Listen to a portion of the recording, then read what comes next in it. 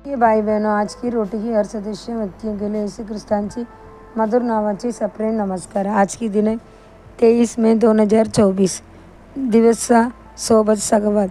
आमची संवाद पित्याशी आणि त्यांची पुत्र येशू ख्रिस्तासोबत आगे। 1 जॉन 1 अध्याय 3 वचन। देवाला स्वतःची प्रतिमेत मनुष्य निर्माण करायचा होता, म्हणून देवाने मनुष्याला त्यापेक्षा स्वतःची प्रतिरूपात निर्माण केले।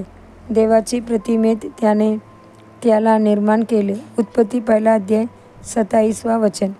देव आत्मा आगे। आपण आत्मा असलेल्या देवासोबत सहभागिता करू शकतो, कारण देवाने आपला आत्मा आपल्यामध्ये ठेवला आहे। जरा विचार कर त्याबद्दल।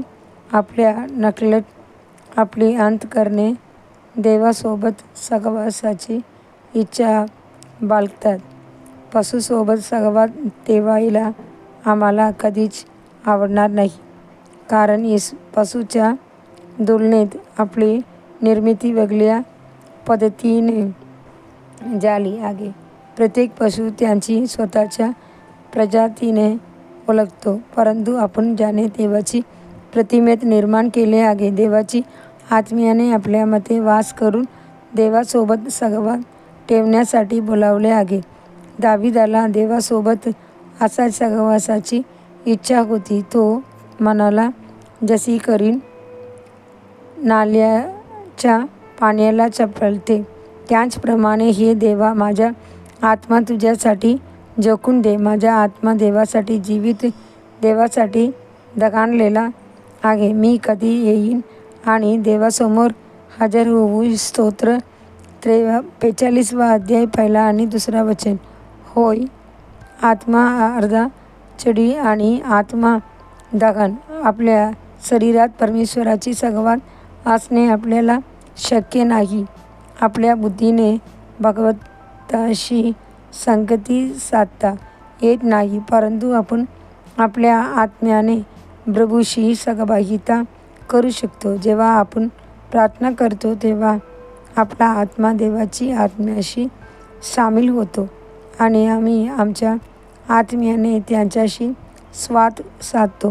प्रभू येशू म्हणाला, देव आत्मा आहे आणि जे त्यांची उपासना करतात त्यांनी आत्म्याने आणि सत्याने उपासना केली पाहिजे। जॉन अध्याय 4 24 वचन। पापाने जगात प्रवेश केल्याने मनुष्याचे हृदय टाकले गेले आहे, परिणामी संवाद तुटला आहे। पण प्रभूला तो संवाद पुनरुज्जीवित करायचा होता आणि बद्धस्तंभावर त्याचे रक्त सांडले आणि पवित्र आत्मा देखील ओतला। आपल्यामध्ये पवित्र आत्मा असल्यामुळेच आपण प्रभूशी जवळीक साधू शकतो।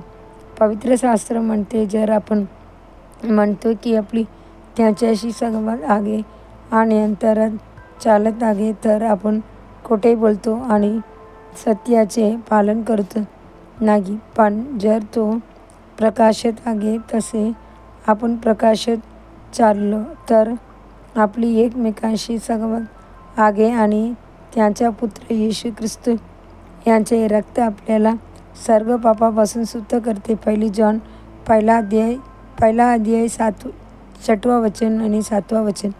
देवाची मुलांनो, देवाची स्तुती करा आणि विश्वासाने घोषित करा की देव आत्मा आहे। त्याने आपला आत्मा आपल्या अंतःकरणात ओतला आहे। त्याने पवित्र आत्मा दिला आहे, जेणेकरून आपण आपल्या आत्म्याने प्रभूमध्ये आनंद करू शकतो।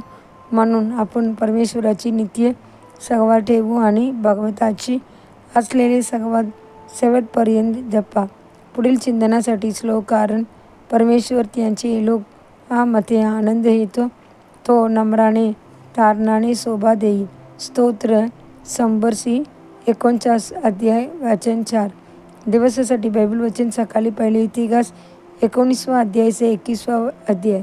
संध्याकाळी जॉन 8 अध्याय 1 वचन से 27 वचन। धन्यवाद।